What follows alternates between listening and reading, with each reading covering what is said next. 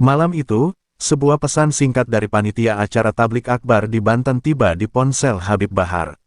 "Habib, kami memohon kesediaan Anda untuk menjadi pembicara utama dalam acara kami. Insya Allah, kehadiran Habib akan menjadi penyemangat umat." Habib Bahar membaca pesan itu dalam diam. Undangan semacam ini bukan hal baru baginya, namun ada sesuatu yang berbeda kali ini. Acara itu dijadwalkan di alun-alun utama kota Serang, sebuah tempat yang selama ini jarang digunakan untuk kegiatan keagamaan berskala besar. Dengan penuh keyakinan, ia mengetik balasan, "Insya Allah, saya hadir." Berita tentang kedatangan Habib Bahar menyebar seperti angin. Media sosial dipenuhi poster digital acara tersebut. Pendukung setianya mulai bergerak, menyiapkan rombongan dari berbagai daerah untuk hadir. Namun, tidak semua pihak menyambut berita itu dengan gembira. Di sudut lain Banten, beberapa tokoh agama lokal berkumpul dalam sebuah pertemuan tertutup. Kehadirannya bisa memancing masalah. Gaya ceramahnya keras, dan ini bisa memicu gesekan, ujar seorang ulama senior. Ada ketakutan yang tak terucapkan, bukan hanya soal ceramah, tetapi juga pengaruh politik yang mungkin terselip di balik kata-katanya. Sementara itu, di rumahnya yang sederhana, Habib Bahar bersiap. Ia tidak menganggap ini sebagai sekadar undangan biasa. Baginya, ini adalah kesempatan untuk menyampaikan kebenaran. "Kita tidak boleh takut menyuarakan yang hak," katanya kepada para muridnya. Suasana di sekitarnya penuh semangat. Namun, jauh di lubuk hatinya, ia merasakan sesuatu yang ganjil. Ia mendengar bisikan dari beberapa kenalan bahwa acara ini mungkin akan mendapat penolakan, tetapi ia menepisnya dengan keyakinan bahwa perjuangan di jalan Allah tidak pernah mudah. Di pihak panitia, kegembiraan awal mulai berubah menjadi keresahan. Beberapa hari setelah pengumuman undangan, mereka mulai menerima pesan-pesan bernada ancaman. Ada yang menyebut bahwa kehadiran Habib Bahar akan memecah belah umat, ada pula yang mengancam akan membatalkan acara jika panitia tidak mengganti pembicara. Ketua panitia, seorang pria bernama Ustaz Malik, merasa berada di tengah badai. Ia tahu keputusan ini tidak akan menyenangkan semua pihak, tetapi ia juga tidak ingin mengecewakan Habib Bahar. Ketegangan semakin terasa ketika beberapa pihak mulai membawa isu ini ke media. Salah satu tokoh lokal, yang dikenal dekat dengan aparat, mengeluarkan pernyataan bahwa mengundang Habib Bahar adalah keputusan yang tidak bijak. "Kita harus menjaga ketenangan masyarakat. Jangan sampai acara keagamaan ini berubah menjadi ajang provokasi," katanya di depan kamera. Pernyataan itu segera menjadi bahan perdebatan di media sosial, dengan ribuan komentar yang mendukung maupun mengecamnya. Di rumahnya, Ustaz Malik merasa semakin tertekan. Telepon genggamnya tidak berhenti berdering. Sebagian besar dari panitia mulai ragu, bahkan ada yang mengusulkan untuk membatalkan acara demi keamanan.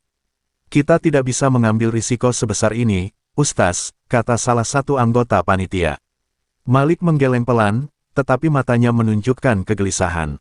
Ia tahu, jika acara ini dibatalkan, nama baiknya sebagai ketua panitia akan hancur. Namun, jika terus dilanjutkan, ancaman yang lebih besar bisa menghantui. Di tengah semua kegaduhan ini, Habib Bahar tetap tenang. Ia tidak pernah takut menghadapi kritik atau ancaman. "Mereka yang takut kepada manusia, tidak akan pernah mendapatkan ridha Allah," katanya kepada tim kecilnya. Namun, ia juga menyadari bahwa ceramah kali ini akan berbeda. Ia meminta salah seorang sahabatnya untuk mencari tahu lebih dalam tentang apa yang sebenarnya terjadi di balik layar. Habib Bahar bukan orang yang mudah dibohongi, dan ia merasa ada sesuatu yang lebih besar yang sedang direncanakan oleh pihak tertentu. Semakin mendekati hari acara, atmosfer kota Serang semakin tegang. Pendukung Habib Bahar dari luar kota mulai berdatangan, membawa spanduk-spanduk dukungan. Di sisi lain, kelompok yang menolak kedatangannya juga mulai bergerak, mengadakan diskusi dan menyebarkan selebaran yang berisi ajakan untuk memboikot acara. Jalanan kota mulai dipenuhi bisik-bisik, dan warga yang tidak terlibat dalam polemik ini mulai merasa resah. Malam sebelum acara, Ustaz Malik duduk di ruangannya yang gelap. Dengan tangan gemetar, ia menulis pesan untuk Habib Bahar. Ia tahu, pesan ini akan menjadi awal dari sesuatu yang tidak pernah ia bayangkan. Dengan berat hati, ia mengetik, "Habib, ada sesuatu yang perlu kita bicarakan. Ini soal acara besok." Di sisi lain, Habib Bahar menerima pesan itu dengan dahi berkerut. Ia tahu, badai besar sedang menantinya. Pagi itu, Ustaz Malik terbangun dengan perasaan yang bercampur aduk. Pesannya kepada Habib Bahar malam sebelumnya belum dibalas. Ia tahu ini bukan sikap Habib Bahar yang biasa, tetapi Malik juga memahami bahwa mungkin sang Habib sedang memikirkan langkah terbaik. Malik menatap layar ponselnya yang terus bergetar, penuh dengan pesan dari berbagai pihak. Sebagian adalah dukungan, tetapi lebih banyak yang berupa ancaman. Jika acara ini tetap digelar, kami tidak akan bertanggung jawab atas apa yang terjadi. Salah satu pesan berbunyi, Malik merasa dadanya sesak, tetapi ia tahu bahwa menyerah bukanlah pilihan yang mudah. Di tempat lain, Habib Bahar duduk bersama tim kecilnya. Pesan dari Malik telah ia baca, tetapi ia memilih untuk tidak langsung merespons. Ia ingin memahami situasi sebelum memberikan keputusan. Salah satu sahabatnya, Umar, menyerahkan selembar kertas kepadanya. Habib, ini laporan dari lapangan. Ada sekelompok orang yang menyebarkan selebaran menentang kehadiran Habib. Mereka bilang ceramah Habib bisa memecah belah umat, ujar Umar dengan wajah serius. Habib Bahar membaca selebaran itu dengan tenang, tetapi matanya menyiratkan kemarahan yang tertahan. Mereka takut pada kebenaran, Umar. Tapi kita tidak boleh mundur, ucapnya dengan suara pelan namun penuh keyakinan. Sementara itu, di kota Serang, isu tentang kedatangan Habib Bahar semakin liar. Media lokal mulai memberitakan kontroversi tersebut dengan tajuk-tajuk provokatif, kehadiran Habib Bahar, berkah atau petaka. Di media sosial, diskusi berubah menjadi perang komentar. Pendukung Habib Bahar mengutuk mereka yang mencoba membungkam dakwah, sementara kelompok yang menolak kehadirannya menuding ceramahnya hanya akan memicu konflik. Ketegangan semakin terasa di setiap sudut kota, bahkan di masjid-masjid tempat biasa warga berkumpul.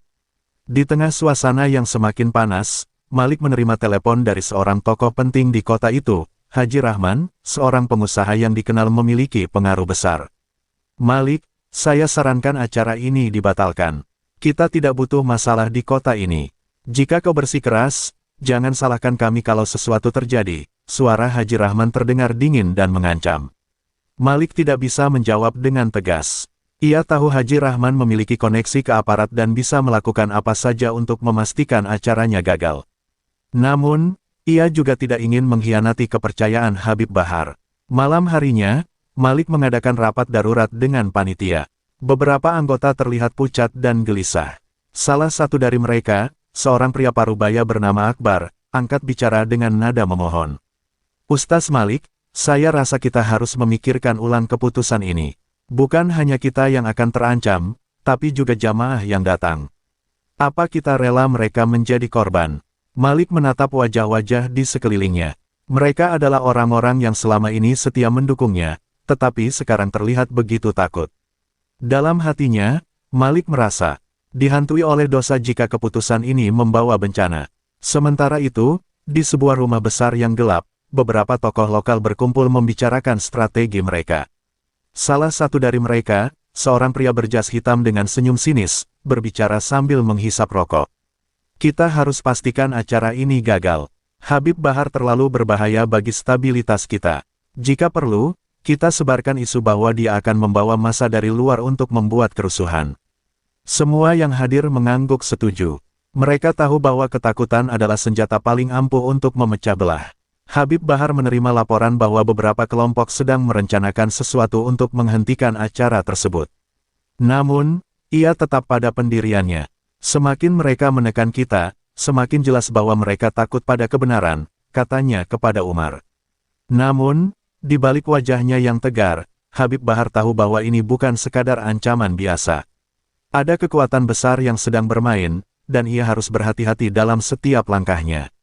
Di penghujung malam, Malik akhirnya memberanikan diri menelepon Habib Bahar. Dengan suara gemetar, ia menceritakan semua tekanan yang diterimanya. Habib Bahar mendengarkan dengan saksama, tanpa menyela sedikit pun. Setelah Malik selesai berbicara, sang Habib hanya berkata, Ustaz Malik, kebenaran tidak akan pernah mudah diperjuangkan. Jika kau percaya ini adalah jalan yang benar, maka lanjutkan. Jika tidak, biarkan aku yang menanggung segalanya. Kata-kata itu menggema di kepala Malik sepanjang malam, membuatnya sulit untuk memejamkan mata. Pagi itu, Ustaz Malik menatap layar ponselnya dengan tangan gemetar. Jantungnya berdegup kencang saat ia menuliskan sebuah pesan kepada semua anggota panitia, dengan berat hati, kami memutuskan untuk membatalkan ceramah Habib Bahar dalam acara tablik akbar. Keputusan ini diambil demi menjaga keamanan dan kenyamanan jamaah. Semoga Allah memberikan jalan terbaik untuk kita semua. Setelah pesan itu terkirim, Malik memejamkan mata, merasakan dadanya sesak. Ia tahu keputusannya akan membawa banyak konsekuensi, tetapi tekanan yang ia terima sudah terlalu besar untuk ditanggung sendirian. Habib Bahar menerima pesan itu ketika sedang bersiap untuk berangkat ke Banten. Ia membaca dengan alis berkerut, lalu menyerahkan ponselnya kepada Umar. Mereka menyerah, katanya singkat. Umar, yang membaca pesan itu, langsung marah. Habib, ini tidak adil. Mereka membatalkan acara tanpa alasan jelas. Ini pasti ada yang menekan mereka. Habib Bahar mengangkat tangannya, meminta Umar untuk tenang. Tenang, Umar, mereka boleh membatalkan acara, tapi mereka tidak bisa membatalkan kebenaran. Namun, di balik ketenangan itu, Habib Bahar merasa ada sesuatu yang lebih besar sedang dimainkan. Kabar pembatalan ceramah Habib Bahar menyebar seperti api. Media sosial dipenuhi berita dan spekulasi. Pendukung Habib Bahar merasa dikhianati dan mulai mengkritik keputusan panitia. Kenapa takut? Bukankah ini acara untuk umat? Tulis salah satu pendukung di media sosial. Di sisi lain, kelompok yang menolak kedatangan Habib Bahar merayakan keputusan tersebut sebagai kemenangan. Ini langkah yang tepat. Banten tidak butuh provokasi, ujar salah satu tokoh lokal di sebuah wawancara televisi. Suasana semakin panas, dan masyarakat terbelah menjadi dua kubu yang saling berhadapan. Ustaz Malik, yang menjadi pusat kritik dari kedua sisi, mengurung diri di rumahnya. Teleponnya tidak berhenti berdering, tetapi ia terlalu lelah untuk menjawab. Ia merasa seperti pengkhianat, tetapi pada saat yang sama, ia tidak melihat jalan lain. Hanya istrinya yang tahu bagaimana hancurnya perasaan Malik malam itu. Ustaz, kau sudah melakukan yang terbaik. Jangan salahkan dirimu, ujar istrinya dengan lembut. Namun, Malik hanya bisa menggeleng pelan, merasa beban. Dosa terus menghimpitnya. Sementara itu, Habib Bahar memutuskan untuk merespons pembatalan itu dengan sebuah video yang diunggah di media sosial. Dalam video itu, ia berbicara dengan nada tegas tetapi penuh keikhlasan. Saya tidak menyalahkan panitia, karena saya tahu mereka berada di bawah tekanan yang luar biasa. Tapi kepada mereka yang menekan, ketahuilah bahwa kebenaran tidak akan pernah bisa dibungkam. Jika dakwah ini dianggap sebagai ancaman, maka yang takut adalah mereka yang memusuhi kebenaran. Video itu langsung viral, ditonton jutaan orang dalam waktu singkat. Keesokan harinya, gelombang massa pendukung Habib Bahar mulai bergerak menuju Banten, meskipun acara telah dibatalkan. Mereka merasa kehadiran mereka adalah bentuk solidaritas terhadap dakwah. Di sisi lain, kelompok penolak ceramah juga mulai memobilisasi pendukung mereka untuk berjaga-jaga. Aparat keamanan mulai bersiaga di titik-titik strategis, takut kerusuhan tak terhindarkan.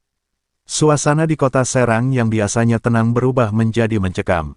Warga yang tidak terlibat memilih untuk mengunci pintu rumah mereka dan menghindari keramaian. Di tengah ketegangan ini, Malik kembali menerima telepon dari Haji Rahman. Malik, lihat apa yang sudah kau lakukan. Ini semua karena kau terlalu keras kepala. Sekarang kami harus turun tangan untuk meredakan situasi. Malik, yang sudah terlalu lelah untuk berdebat, hanya bisa mengucapkan, saya hanya ingin melakukan yang terbaik untuk umat. Namun, Haji Rahman tertawa kecil di ujung telepon. Kadang-kadang, Malik, yang terbaik adalah diam. Di sisi lain, Habib Bahar sedang mempersiapkan langkah berikutnya. Ia tahu bahwa kehadirannya di Banten tetap dinantikan oleh ribuan pendukungnya.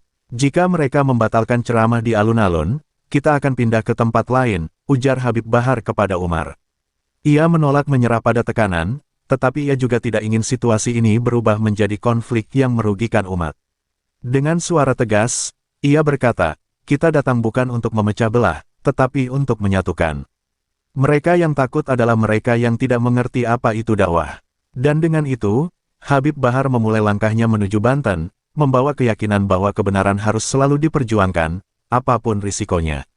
Langit Serang yang cerah pagi itu tak mampu meredakan ketegangan yang merayap di kota. Setelah kabar pembatalan ceramah Habib Bahar menyebar, gelombang emosi dari dua kubu semakin memuncak. Jalan-jalan mulai dipenuhi kelompok-kelompok massa yang datang dari berbagai daerah. Pendukung Habib Bahar membawa spanduk bertuliskan, dakwah tidak bisa dibungkam, Sementara kelompok penentang memasang baliho besar di beberapa titik dengan tulisan, "Kami menolak provokasi, demi kedamaian Banten." Kedua belah pihak sama-sama merasa benar, dan situasi mulai kehilangan kendali. Di sisi lain, media lokal dan nasional terus memberitakan perkembangan ini dengan narasi yang semakin membakar. Stasiun televisi menampilkan wawancara dengan berbagai tokoh agama dan pengamat politik. Seorang pengamat dengan nada sinis berkata, "Ini bukan lagi soal dakwah, tapi soal pengaruh." Habib Bahar membawa massa yang besar, dan itu menakutkan bagi pihak-pihak tertentu.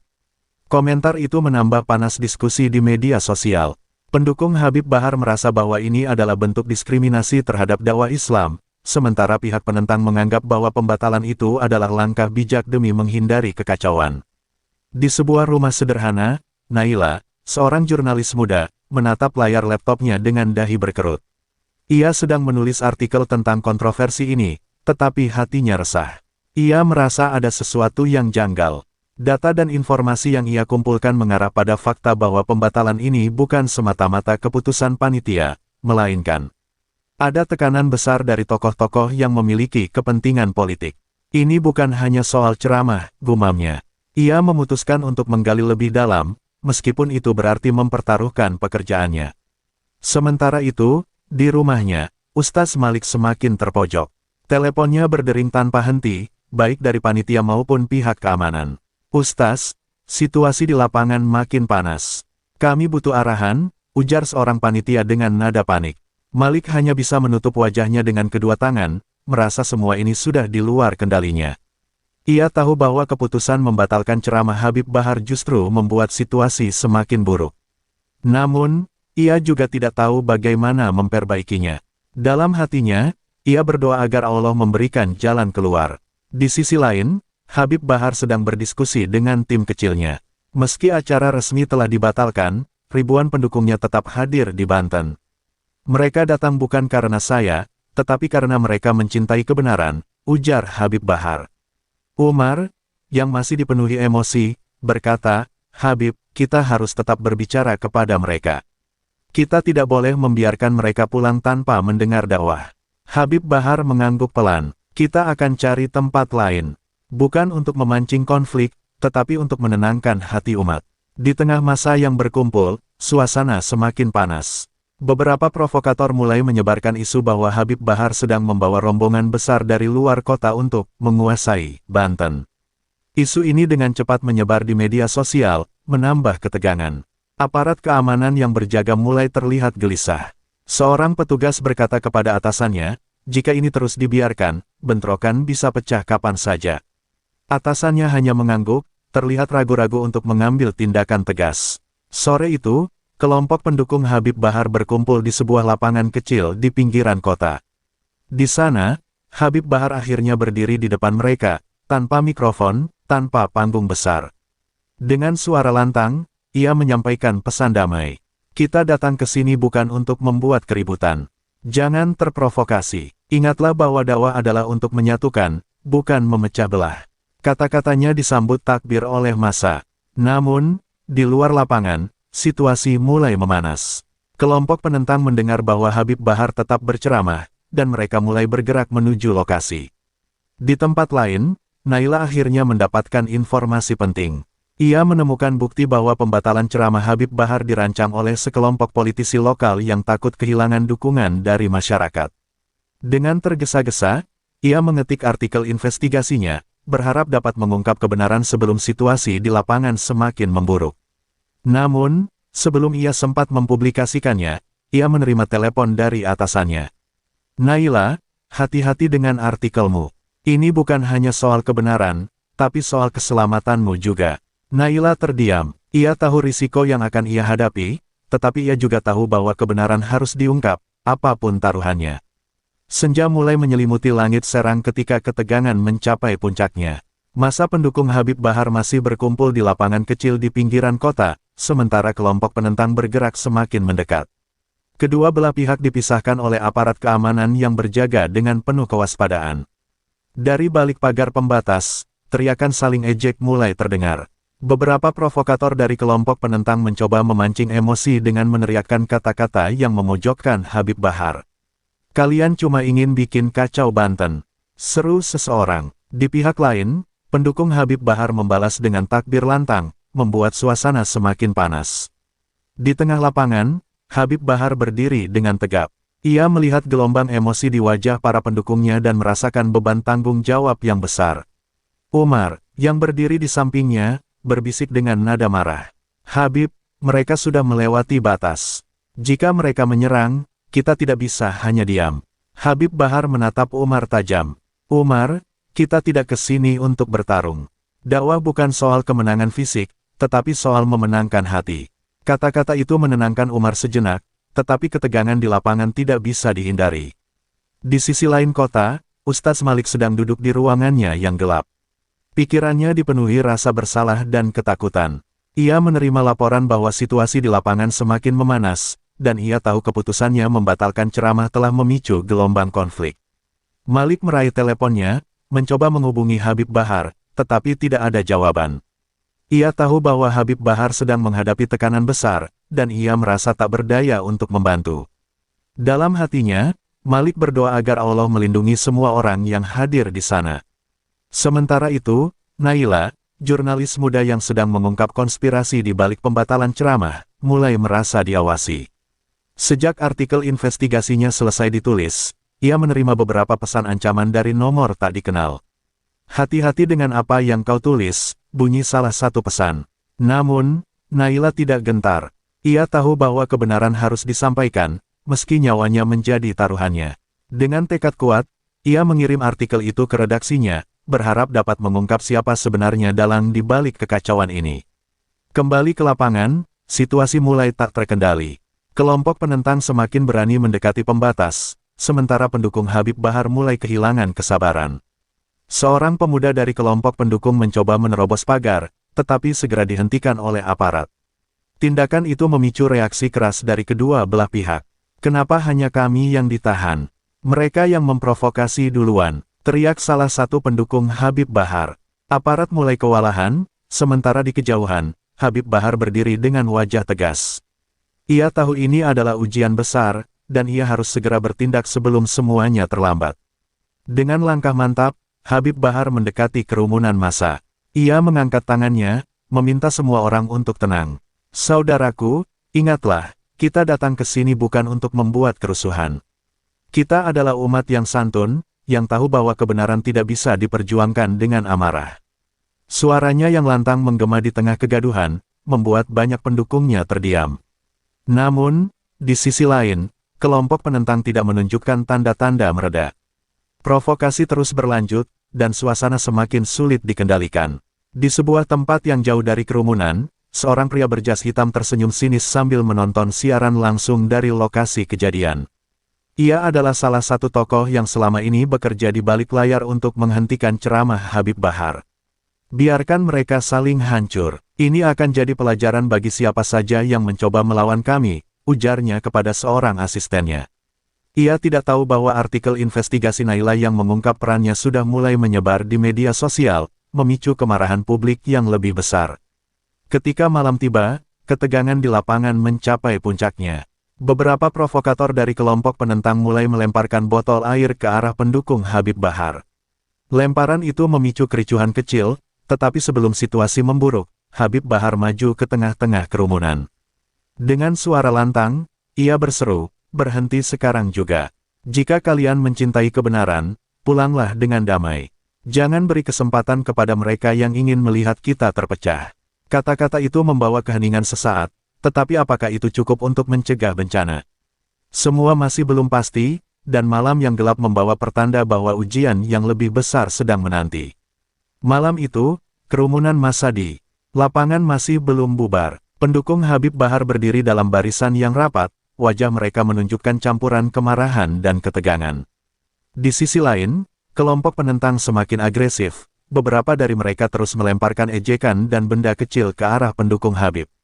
Aparat keamanan, yang berada di tengah-tengah, mulai terlihat kehilangan kendali. Ketegangan yang sudah membara seharian kini mendekati ledakan.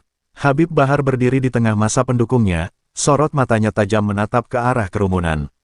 Ia mengangkat tangan, memberi isyarat agar semua orang mendengarkan. Saudara-saudaraku, ingatlah apa yang kita perjuangkan. Jangan biarkan emosi menguasai kita. Kebenaran tidak bisa ditegakkan dengan kekerasan. Suaranya yang lantang menggema di udara malam, membuat sebagian besar pendukungnya terdiam.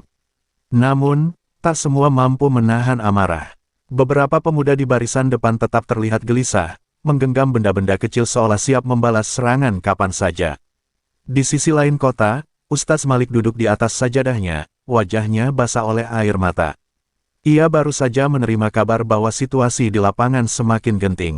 Ya Allah, apa yang harus aku lakukan? Gumamnya dengan suara serak. Istrinya masuk ke ruangan, membawa secangkir teh. Malik, kau harus pergi ke sana. Mereka butuh suaramu, ujarnya lembut. Malik tertegun. Aku yang menyebabkan ini. Bagaimana mungkin aku bisa memperbaikinya? Istrinya menatapnya dengan penuh keyakinan. Justru karena itu, kau harus melangkah. Mungkin inilah cara Allah mengujimu. Malik akhirnya bangkit, mengenakan jubahnya, dan keluar dari rumah dengan langkah berat. Sementara itu, di sudut gelap lapangan, seorang provokator dari kelompok penentang sedang memberikan arahan kepada sekelompok orang. Kita buat mereka marah. Semakin mereka kehilangan kendali, semakin mudah kita menunjukkan bahwa mereka ancaman. Provokator itu menyusupkan beberapa orang ke kerumunan pendukung Habib Bahar, berharap situasi menjadi semakin kacau. Mereka membawa batu dan benda-benda lain yang bisa dilemparkan, menunggu momen yang tepat untuk memancing keributan. Di tengah ketegangan itu, Habib Bahar kembali mencoba meredakan emosi. Ia melangkah mendekati pembatas yang memisahkan kedua kelompok, diikuti oleh Umar dan beberapa orang lainnya. Kita akan berbicara dengan mereka, ujar Habib kepada Umar. Habib, ini berbahaya. Mereka tidak akan mendengarkan, balas Umar dengan nada khawatir. Namun, Habib tetap melangkah. Ia berdiri di depan kerumunan penentang, wajahnya tegas tetapi penuh ketenangan. Saudaraku, kita semua umat yang sama. Jika ada yang salah, bicarakanlah dengan kami. Jangan jadikan ini ajang permusuhan. Tapi kata-kata Habib belum sempat diterima, tiba-tiba sebuah batu melayang dari arah kerumunan, tepat ke arah Habib. Umar yang sigap langsung melindunginya, tetapi benturan itu tetap membuat Habib sedikit limbung. Habib, teriak Umar, sementara masa pendukung Habib Bahar langsung marah. Mereka mulai maju, mendorong aparat keamanan yang mencoba menahan mereka. Situasi berubah menjadi kekacauan. Para provokator dari kelompok penentang mulai memanfaatkan momen ini, melemparkan lebih banyak benda ke arah masa pendukung, membuat api kemarahan semakin besar. Di tengah kericuhan itu, Ustadz Malik akhirnya tiba di lokasi. Ia melihat pemandangan yang begitu mengerikan, dua kelompok besar yang hampir saling menyerang, dengan aparat keamanan yang kewalahan mencoba memisahkan mereka. Malik merasa tubuhnya gemetar, tetapi ia tahu ia tidak bisa diam. Dengan suara yang menggema, ia berteriak, "Berhenti. Atas nama Allah, aku meminta kalian semua berhenti." Suaranya cukup keras untuk membuat sebagian besar orang berhenti bergerak. Semua mata kini tertuju padanya, termasuk Habib Bahar, yang tersenyum. Tipis melihat Malik datang, Malik melangkah ke tengah kerumunan, berdiri di antara dua kelompok yang berseteru. Apakah ini yang kita inginkan? Pertumpahan darah di antara sesama umat. Serunya dengan suara bergetar, ia menoleh ke arah kelompok penentang. Jika kalian merasa terancam, bicaralah. Kami di sini untuk mendengar, bukan untuk memaksa. Lalu ia menoleh ke pendukung Habib. Dan kalian, ingatlah, Habib kita mengajarkan damai, bukan amarah. Kata-kata Malik perlahan mulai meredakan suasana, tetapi ketegangan masih menggantung di udara, menunggu satu percikan lagi untuk meledak. Malam itu belum selesai, dan semua orang tahu, satu kesalahan kecil saja bisa membawa bencana yang tak terbayangkan. Malam itu, kerumunan massa di lapangan masih belum bubar. Pendukung Habib Bahar berdiri dalam barisan yang rapat, wajah mereka menunjukkan campuran kemarahan dan ketegangan. Di sisi lain, kelompok penentang semakin agresif. Beberapa dari mereka terus melemparkan ejekan dan benda kecil ke arah pendukung Habib. Aparat keamanan, yang berada di tengah-tengah, mulai terlihat kehilangan kendali. Ketegangan yang sudah membara seharian kini mendekati ledakan. Habib Bahar berdiri di tengah massa pendukungnya, sorot matanya tajam menatap ke arah kerumunan. Ia mengangkat tangan, memberi isyarat agar semua orang mendengarkan. Saudara-saudaraku, ingatlah apa yang kita perjuangkan. Jangan biarkan emosi menguasai kita. Kebenaran tidak bisa ditegakkan dengan kekerasan. Suaranya yang lantang menggema di udara malam, membuat sebagian besar pendukungnya terdiam. Namun, tak semua mampu menahan amarah. Beberapa pemuda di barisan depan tetap terlihat gelisah, menggenggam benda-benda kecil seolah siap membalas serangan kapan saja. Di sisi lain kota, Ustaz Malik duduk di atas sajadahnya, wajahnya basah oleh air mata. Ia baru saja menerima kabar bahwa situasi di lapangan semakin genting. Ya Allah, apa yang harus aku lakukan? Gumamnya dengan suara serak. Istrinya masuk ke ruangan, membawa secangkir teh. Malik, kau harus pergi ke sana. Mereka butuh suaramu, ujarnya lembut. Malik tertegun. Aku yang menyebabkan ini. Bagaimana mungkin aku bisa memperbaikinya? Istrinya menatapnya dengan penuh keyakinan. Justru karena itu, kau harus melangkah. Mungkin inilah cara Allah mengujimu. Malik akhirnya bangkit, mengenakan jubahnya, dan keluar dari rumah dengan langkah berat. Sementara itu, di sudut gelap lapangan, seorang provokator dari kelompok penentang sedang memberikan arahan kepada sekelompok orang. Kita buat mereka marah. Semakin mereka kehilangan kendali, semakin mudah kita menunjukkan bahwa mereka ancaman. Provokator itu menyusupkan beberapa orang ke kerumunan pendukung Habib Bahar, berharap situasi menjadi semakin kacau. Mereka membawa batu dan benda-benda lain yang bisa dilemparkan, menunggu momen yang tepat untuk memancing keributan. Di tengah ketegangan itu, Habib Bahar kembali mencoba meredakan emosi. Ia melangkah mendekati pembatas yang memisahkan kedua kelompok, diikuti oleh Umar dan beberapa orang lainnya. Kita akan berbicara dengan mereka, ujar Habib kepada Umar. Habib, ini berbahaya. Mereka tidak akan mendengarkan, balas Umar dengan nada khawatir. Namun, Habib tetap melangkah. Ia berdiri di depan kerumunan penentang, wajahnya tegas tetapi penuh ketenangan. Saudaraku, kita semua umat yang sama. Jika ada yang salah, bicarakanlah dengan kami. Jangan jadikan ini ajang permusuhan. Tapi kata-kata Habib belum sempat diterima, tiba-tiba sebuah batu melayang dari arah kerumunan, tepat ke arah Habib. Umar yang sigap langsung melindunginya, tetapi benturan itu tetap membuat Habib sedikit limbung. Habib, teriak Umar, sementara masa pendukung Habib Bahar langsung marah. Mereka mulai maju, mendorong aparat keamanan yang mencoba menahan mereka. Situasi berubah menjadi kekacauan. Para provokator dari kelompok penentang mulai memanfaatkan momen ini, melemparkan lebih banyak benda ke arah massa pendukung, membuat api kemarahan semakin besar.